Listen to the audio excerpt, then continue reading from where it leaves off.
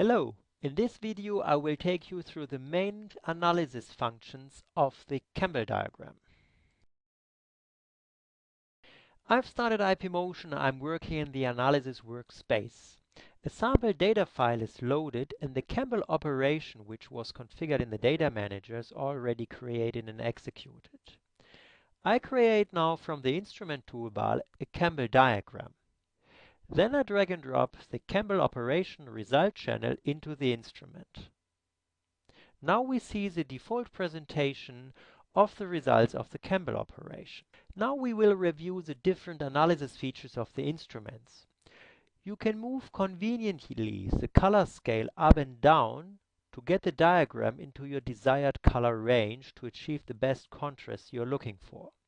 The default dynamic range is set according to the min-max calculation results of the Campbell FFT operation, which is in this case ranging from -100 dB to +30. When you left-click here into the number scale, you can change the dynamic range conveniently by increasing it or decreasing it as you like. Other analysis functions are across the x and y axis. When you click to the y axis, which is related to the frequency, you can use the mouse wheel to zoom into the diagram. This function works also along the x-axis, which is either time or reference channel based, where you can zoom into the diagram too. With a right click to the instrument, you can access the properties and open the head-up display. In the head-up display, you have a lot more configuration functions, like x-axis or y-axis marking and defining the scaling range. Also, you can switch the y-axis between a linear and logarithmic presentation.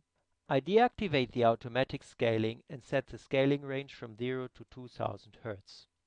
The color scale can be selected from 3 different color types: rainbow, fire, or the grayscale. The dynamic range is here in this case defined from 0 to 40 to give the best possible contrast of the signal we expect to see. Now the different harmonic frequency bands with the different amplitude levels are very nicely presented in the diagram. Finally, I would like to draw your attention to the legend of the instrument. The legend is showing very useful information about the Campbell diagram and how it is computed.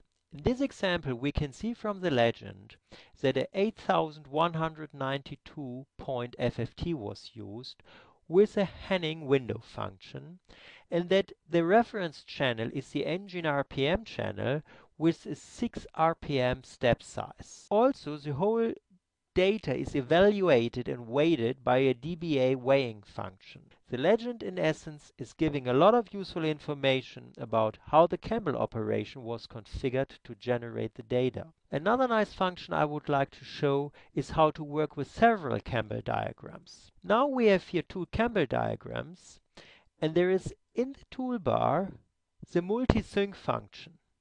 And with the multi-sync function, all configuration settings you apply to one diagram are automatically transferred to the other diagram, which in essence gives you a lot of productivity to configure multiple Campbell diagrams across all x, y, and color axes synchronously.